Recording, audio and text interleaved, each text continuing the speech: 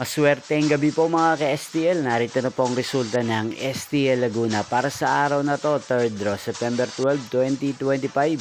Araw ng Biyernes. Naway ang mga natayan niyo pong mga numero kanina ay manalo nawa ngayong gabing ito, 8 p.m. Kaya kunin niyo na po ang inyong mga ticket. Narito na po ang resulta.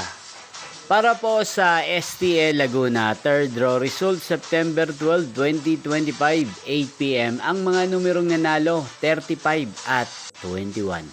In exact order sa lahat po ng tumaya kanina sa STL Laguna.